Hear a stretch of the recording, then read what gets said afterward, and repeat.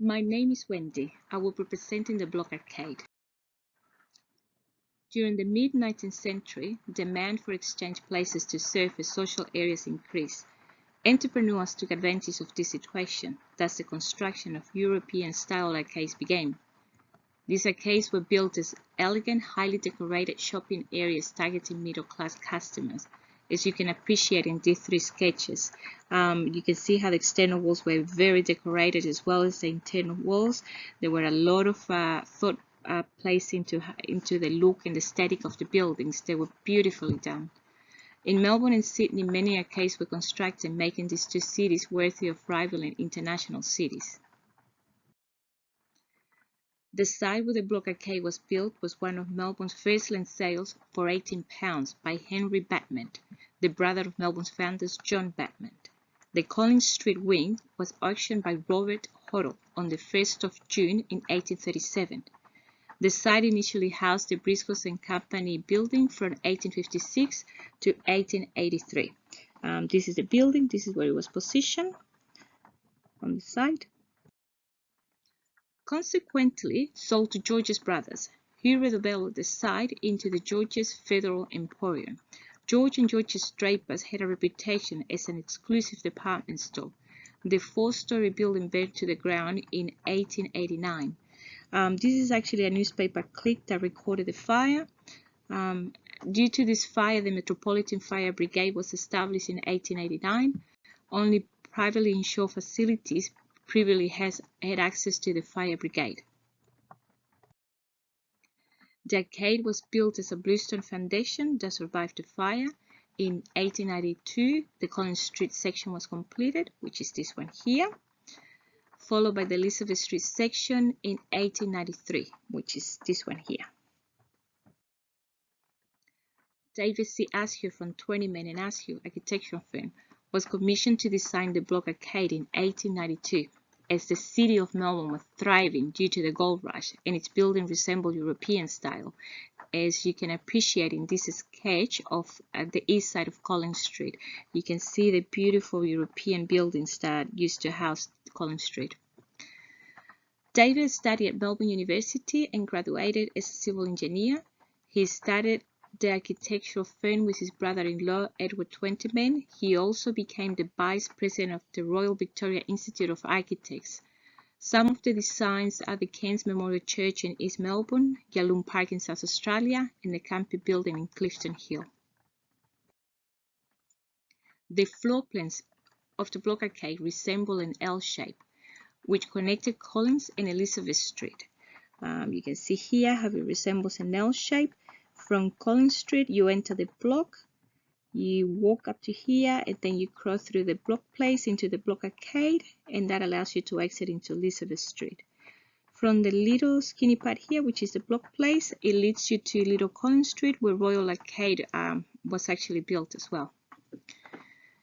The shape took its form due to the original block subdivision. Benjamin Fink developed it, whose wealth disappeared when the land boom collapsed in the 1890s.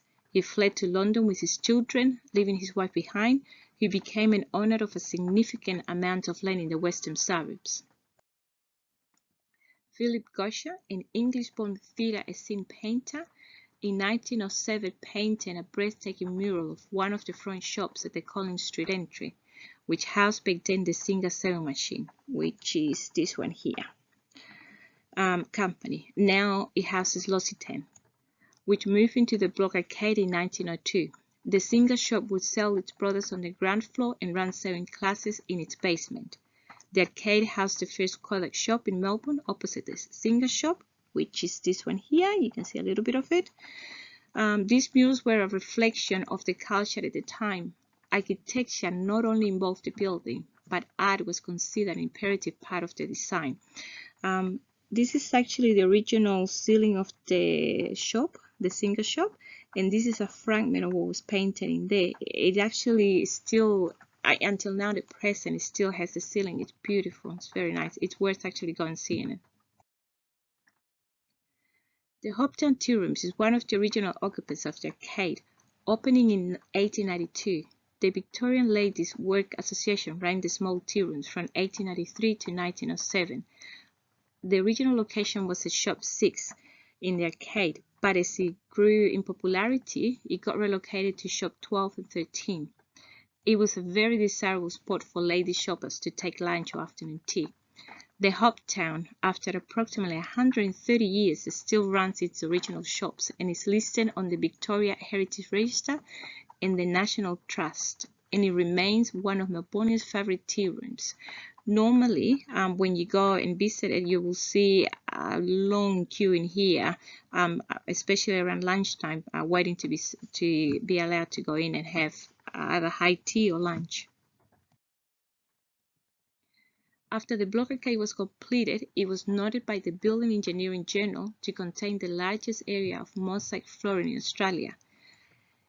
Yes, you can appreciate here, the whole arcade flooring is actually covered by these beautiful mosaic pieces of art. Craven Dunn Pty Ltd designed these spectacular mosaic works in a classic Victorian style. The tiles were manufactured and imported from Italy. The block arcade facades were designed in the Mannerism style, also known as the Late Renaissance, decorated with stucco decorations. As you can appreciate in this photograph here, you can see the front facade of the block arcade from Collins Street, how beautiful decorated it is. This is actually Elizabeth Street, and this is again from Collins Street. This design of the arcade was inspired by the Milano Galleria Vittorio Arcade in Italy. The materials and style of architecture of the block arcade clearly show what was fashionable. Iron was recently adapted to the building construction, but is still incorporating the ultra architecture style in the designs. You can appreciate here in the ceiling, you know how there's a lot of the iron was placed to actually support the ceiling. It acted like a load-bearing wall. A lot of glass allowing light to illuminate the area where the shops are. But you can also appreciate how the walls were highly decorated and beautifully done. So it was a mixture of modern and the old style at the same time. The block arcade houses elaborated mosaic floors, Art Deco details like this one here, carefully adorned facades and interior. The classic arcade ceiling allowed for light to infiltrate the structure, so you can appreciate a little bit in this one, in this photograph here. When the block arcade opened, gas lighting was used to provide light to the upper floors. However, in the actual arcade, electric arc lights were used. It was one of the first recorded electricity used in Melbourne's commercial buildings. You can appreciate here a little bit that these light fittings, they have tried to keep the original style and replicas as it was originally designed. The name The Block was inspired by the Melbournians' favorite pastime, doing the block, which consisted of strolling along central Collins Street between Elizabeth and Swanston Street. The purpose of the arcade was to provide its user with shelter, social areas and places of exchange where the shops came indoors. Thus, the customers will be protected from happening outdoors, like horse carriages, weather, pedestrian. Thus, as you can appreciate in this sketch of Collins Street, you can see how pedestrians used to share the area with carriages and how busy the streets were. So people were actually, when the arcades, when they started building arcades, they had a place where they can actually just see everything indoors. They could meet people and socialize. It was a new thing for them. And it was done as it was already done in the Milano Galleria Vittorio Arcade. This concept was actually started in there. The view of the block arcade in the 1900s compared to the 2022 view reflects how this historic building has been preserved at its original design. This is actually a sketch from the 1900s. You can see how the original interior was, and these are two photographs taken recently. You can see how it has kept its original form, the decoration. It's been restored and it's still standing to its original design. From the beginning, the block arcade has been a very popular spot. At present time, the Block Arcade is still considered one of the significant places of exchange. It houses a variety of retail shops, commercial offices, and cafes. The arcade is still a trendy place that is still used for socializing and pastimes, and is still located in the high-end retail area of Collins Street, sharing the space with brands such as Tiffany & Company and Rolex. You can actually see, this is actually a sketch from the 1930s. You can see the fashion, how it was different. You see how busy this is from outside the Block Arcade. This is a 1955 picture from the Block Arcade. You can see how fashion has changed from inside the Block Arcade. And this is a picture that I took about a week ago. You can see how COVID is present in there, but it's still a very busy area, very popular with Melbournians. Now I will leave you with a video clip of the Block Arcade. I hope you have enjoyed this presentation.